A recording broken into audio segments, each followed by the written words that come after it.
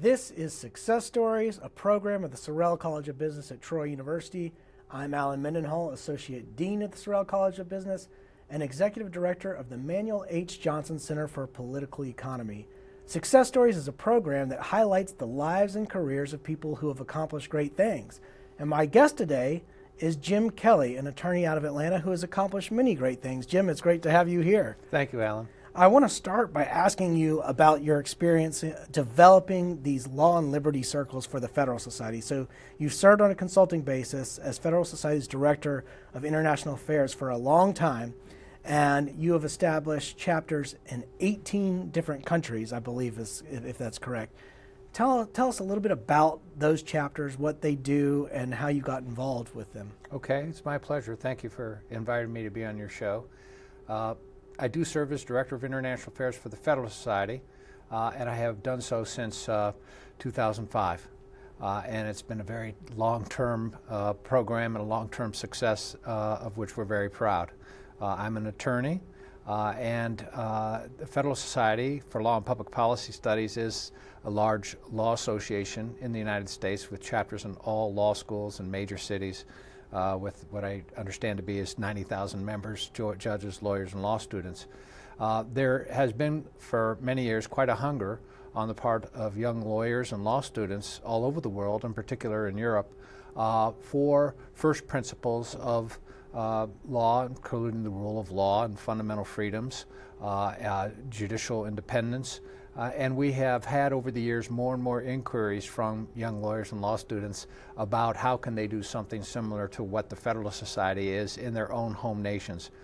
At the beginning of my tenure as Director of International Affairs, we were focused a great deal on international organizations, the UN Human Rights Treaty system, and also European institutions.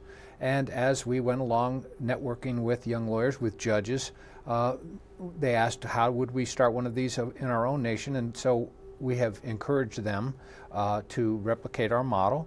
We provide them with background about what we do. They're very well versed in it anyway, thanks to the power of the internet. They know very much who we are. We do not have chapters as much as we have facilitated chapters being started independently of our organization using the best practices of the Federalist Society. And so since 2014, when we started what is called our first Law and Liberty Circle, they're not called Federalist Society chapters, they're Law and Liberty Circles. We now have young lawyer groups in 18 different nations, as you stated. And I could, in the course of our talk, I'll tell you a little bit about which nations, but that for the most part is where we are. And I can tell you about that journey. It's been a long one, but for openers, I guess that's fantastic. And I guess it's been probably 6 months or so since I got to see firsthand the creation, as it were, of one of these entities, one of these Law and Liberty Circles in Guatemala City. I was at Universidad Francisco Marroquín, and I got to witness both students and lawyers and judges in the community come together and discuss different issues and sort of celebrate the creation of this social networking group, Yes. where it's basically a social networking group, but what makes it different is that it's built around the discussion of ideas and principles, as you say, first principles. And I'm interested in, you mentioned having them in different cities. I'm actually interested in hearing, starting with that, like which different cities. I know there's London, Brussels, Paris, but they're everywhere. Let's start with Guatemala, the one near and dear to your heart. So what's so important to know, and also so inspiring to know, is that in 95% of all cases, these groups have come to us. Whether it's a phone call, whether it's an email, whether it's another person saying, hey, you should contact Jim Kelly or someone at the Federalist Society. And yours is the classic example of encouraging young people or law faculty Our in this case. Our good friend Jesus Maria. Exactly, and in Guatemala City at the university. And so they had a launch event at which you spoke, and that's just one example of how that was brought to us. Really all of this started in Europe with a lawyer group in London, then a lawyer and law student group in Paris. We have a group of law students and lawyers in Israel. We have Spain, Italy, Croatia, Hungary, Poland, I mentioned France. We've got Australia, South Korea in Seoul, Manila in the Philippines, Brazil, Albania. We're talking to people about starting a group in Mexico, another one in Argentina, maybe another one in Chile. So really it's in every continent. Canada, we have quite a large presence there. And all of these groups are very vital. It's really been encouraging to see how, people who have inquired to us, you really can't go out and pick these people, or we haven't vetted them, but we assume that because they know enough to come to us and that they care about our issues, care about the Federalist Society, they have all just hit the ground running and done a great job. So we've been very pleased with the production and enthusiasm of every one of these groups. It's fascinating. From 2005 to 2008, you served on the U.S. National Commission to UNESCO and as chairman of its Social and Human Sciences Committee from 2001 to 2008. How did that experience come about? What did that experience involve? Well, so Ronald Reagan, back in 1981, had actually had us withdraw from the United Nations Educational, Scientific, and Cultural Organization because there was, of the 4 sectors of that organization, UNESCO, one was called the Social and Human Sciences sector. And there was concern that it was a quasi-Marxist socialist think tank within the United Nations system, and so he withdrew from the organization, our country. And then George W. Bush, president, in order to show how much he cared about education of women, job opportunities, equity of opportunities for men and women, especially in the Middle East, thought it was a good idea to get us back into UNESCO because it is, in principle, an educational scientific organization, but it was just this one sector that posed a problem. So they have a U.S. National Commission for UNESCO. The Bush administration asked for experts to come forward to serve on this commission as sort of an advisory to the U.S. State Department about what was going on at this Paris-based UN organization. And I was asked by the Federalist Society to serve as its representative on the U.S. National Commission, and I became chairman of the Social and Human Sciences Committee. And Alan, it was just quite an eye-opener for me.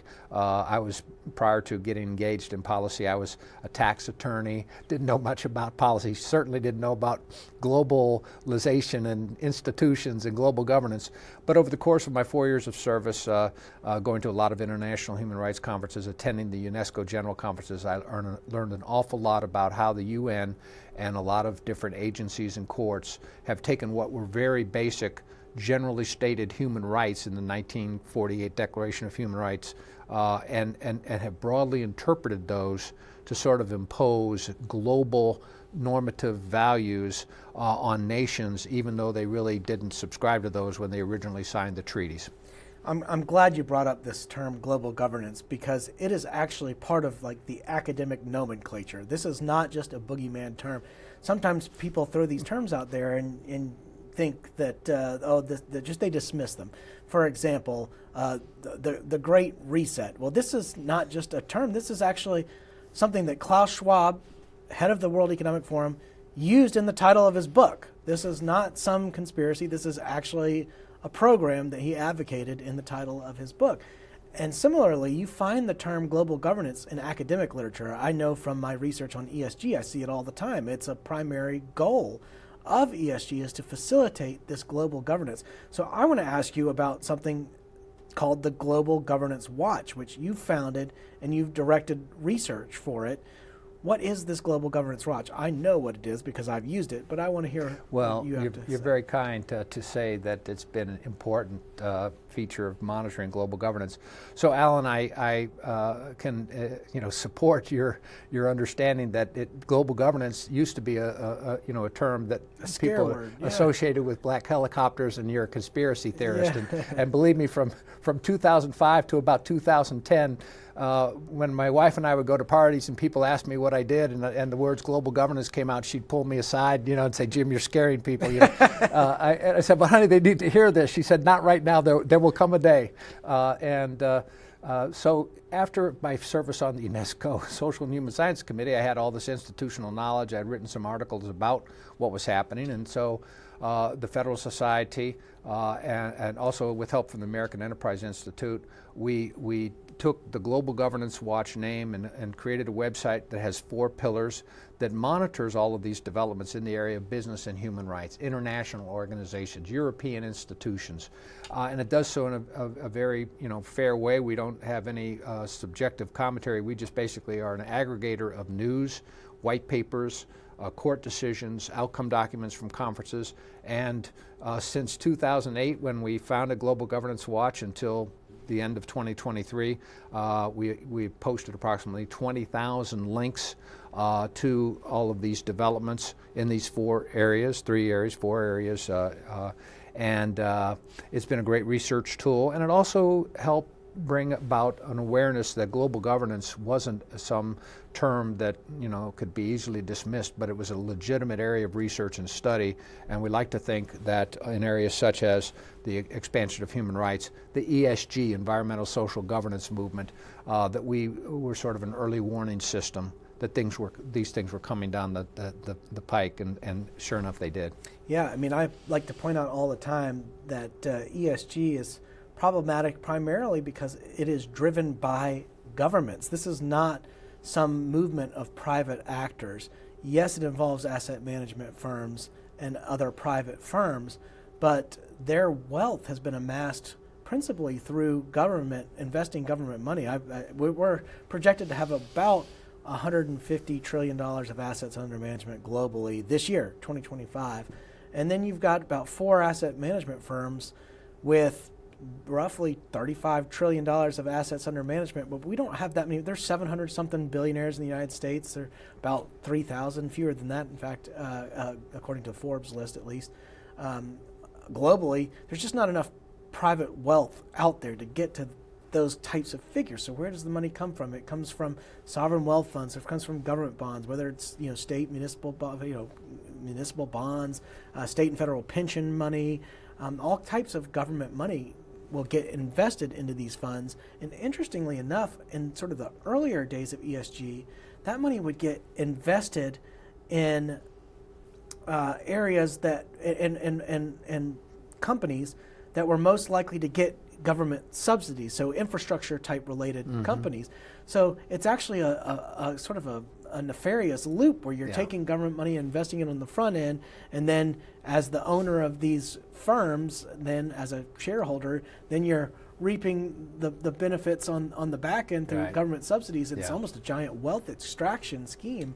But I want to ask, why is ESG problematic?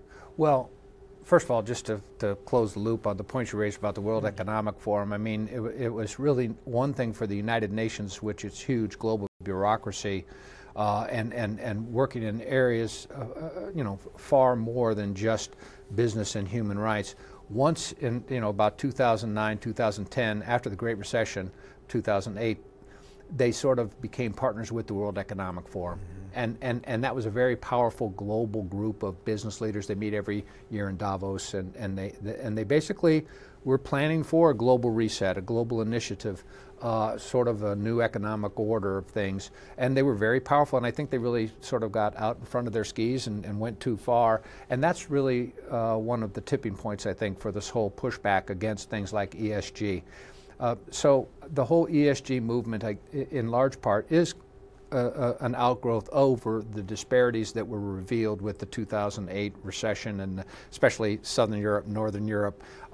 So many people were in dire straits. Then, in addition, you had the COVID, unsettling COVID experience. And so as these disparities and these inequities that aren't market-based necessarily, they became more apparent. And so companies, I think, felt an obligation to move away from the shareholder theory where, shareholders can reap the profits, and then if they want to do philanthropic work on their own personal initiative, contribute to important causes, they can do so, to the stakeholder capitalism model where the company serves not just the shareholders' interest, but it's also to serve the whole social interest of the community writ large. I think that's where it comes from, is in the age of globalization, the great wealth disparities and the need for some centralized global entity to engage in social transformations that recalibrate this disparity to sort of lift more boats, even though the free market system with a proper ethical foundation lifts boats as empirical evidence. You're an economist, you know very well that's the case.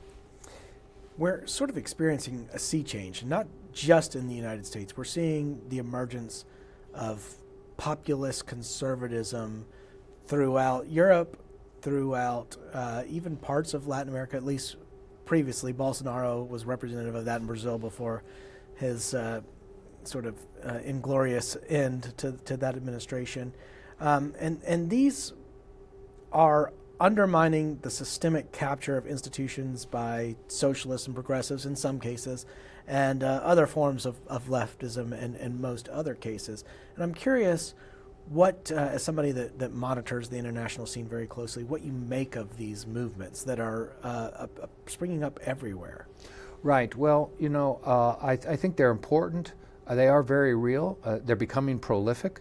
And I think for the first time since the end of the Second World War, there are people on both the left and the right looking at the center-right and center-left institutions that have governed, the parties that have governed since the end of the Second World War, and they aren't necessarily happy with the outcome of that. And they also, in particular, aren't happy with the fact that so many political parties in Europe and elsewhere have aligned themselves with the globalists, have aligned themselves with the European, Brussels, Belgium bureaucracy, have aligned themselves with the United Nations. And so for the first time, because of the internet, because of the proliferation of information distribution outlets that aren't controlled by few big mass media figures, you have a dissemination, an explosion of information, and people now are able to purchase that information. They can subscribe to that information. It's free in a lot of instances, and it's just you're a young person all over the world who's engaged in policy and politics. They're mature enough to know where the information that they need to make a sound decision is based, and it doesn't necessarily consist of being fed that information. So it's really a new age of new media, and it's quite exciting. It's very troubling to the status quo in Europe and in a lot of other places. The center-right, those that have governed for decades really, in a lot of instances, they view anybody that challenges their center-right orthodoxy, whether it be on immigration, whether it be on climate policies, they call them extremist or far right, which are dog whistles basically, to, hey, these people are bad, they're extremists, when really they're just, sort of just disagree on certain core issues with the center-right coalition.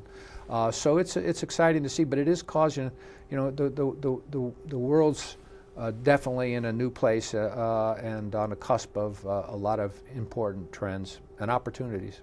Yeah, I wonder if there's almost a striking disconnect between the United Nations and the expectations of the member countries when they signed up to be part of the United Nations. For example, the UN's human rights, sustainability, ESG advocates form a matrix of networks that advance a quasi-religious agenda, which is bigger than and very different from those ideals UN member states signed up for to begin with. Right. And so much of that centers around the concept of human rights. Okay, so Alan, as a Catholic and someone who knows about natural law and gospel values and I was, I'm able to know what values I subscribe to, both in my personal life and in the public square.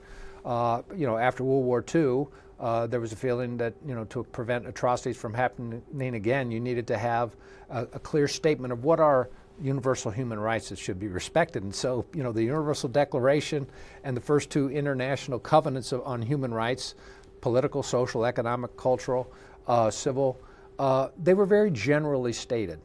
And that was, the intention of the states members to these conventions and treaties. They said, okay, we understand what the best practices are. Now we'll apply them in our national context. Well, over the years, as bureaucracies tend to do, right? Power loves more power. The treaty bodies, the UN, started interpreting these and promoting very broad human rights standards, well beyond what the parties who signed those treaties thought they were signing up for. And it's a very, you referred to it as a matrix, which is what I see it as well. They're very systematic now, but it just over 3 decades, all doing their own little piece of work, whether it was setting the standards, implementing them, enforcing them, funding them. Everybody had their little role, and I call it a complex adaptive system. It just sort of adapted and grew, and to the point where human rights and human rights education is sort of a new religion of humanity, basically. Well, you mentioned your Catholicism. I'm curious how your faith plays a role in what you do, whether it's tax law, whether it's the work with the Federal Society, whether it's one of your other many hats that you wear.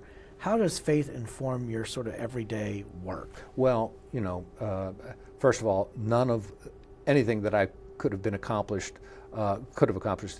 I have done without prayer and the presence of Jesus Christ in my life. I mean, that's definitely the Holy Spirit. These things that have happened, the project that I've been blessed to participate in, the people I've been blessed to meet, there's no way that I could ever say, well, I did that. So that's first and foremost. One of the biggest influences on my faith life happens to have also been an influence in my policy life, and that's reading 22 of the English translated books of Jacques Maritain. He was a mid-20th century moral and political philosopher who wrote very well and quite a lot about balancing the state with the person and society. He believed in personalism. He believed that the person and the society, that there's a relationship, a give and take, and that the role of the state needed to be very soft and not overburdening this very important relationship where a person finds their faith life fulfilled in society, in their personal life. And so I read those books, and I put together and published a Jacques Maritain Reader, where I took his writings and I applied them in the mid-2000s to about 12 different issues of policy, and I did chapter introductions.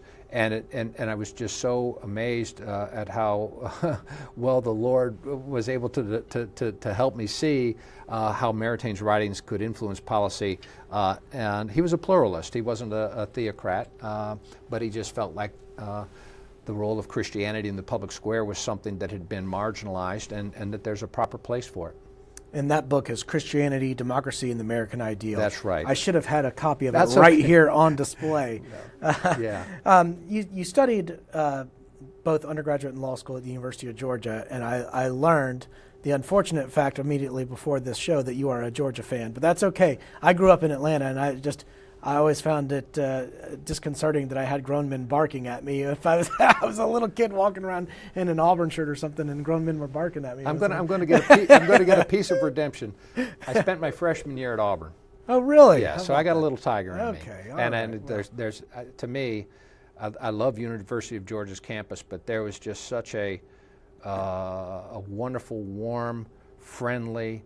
I just, there was no reason in the world for me to go to Auburn, but when I visited it, and even when I went there, it was just the loveliest village on the plain. And I mean, it has a special memory in my heart, and I just so glad to know that you're there and made your acquaintance, because that's sort of reinstilled my my interest in all things Auburn. It's a wonderful institution. If we're confessing, I have a special place in my heart for Athens, Georgia as well. It's a wonderful town, and I spent many weekends in college in Athens, having grown up in a suburb of Atlanta. Yeah, 4 miles from my home. Right, right, really close. We didn't know that. No. I think. Well, you're much younger than I am.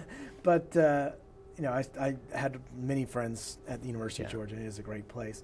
But I'm curious, when you were, say, a law student, did you foresee any of these projects in your future? All of this work internationally? No, I didn't. And I'll tell you, it's interesting because it goes back to the Federalist Society. I started law school. I went to undergrad, and then I went and got a master's of tax at Georgia State, and worked for 2 years as a CPA at PricewaterhouseCoopers. It was Pricewaterhouse back then in their tax department. And so I was a tax person. I wasn't thinking in bold policy strokes. But in law school, I considered myself to be a conservative. The Federalist Society was started in 1982. That's the year I entered law school. They only had 4 chapters. They had not made their way down to the University of Georgia. So, it's funny, I signed up to be a member of the American Bar Association Student Division, and throughout my law school career, I kept seeing the ABA adopt these resolutions that I just felt they were an anathema to what I believed in, and I thought, well, how could this impartial bar association be taking positions on subjects like this? And that's sort of why the Federal Society in part was developed, because they're not partisan. People know that a lot of our members are conservative, libertarian, but they pledged from day one that all the events they would have bipartisan panelists. They try to present the other point of view, and they've been very, very true to form in that regard. I think that's one of the things that's yielded so much of their success. I completely agree with you. Well, Jim, it's been an honor having you on the show. Can't believe we're already here at the end. It goes quick. You were right. It does. It goes fast. But thank you for coming on, and thank you for your visit today. Thank you so much, Alan. This has been Success Stories, a program of the Sorrell College of Business. I'm Alan Mendenhall. Until next time. This has been Success Stories with Dr. Alan Mendenhall, a production of Troy University Television. Opinions expressed on this program are not necessarily those of Troy University, its administration, faculty, staff, or students.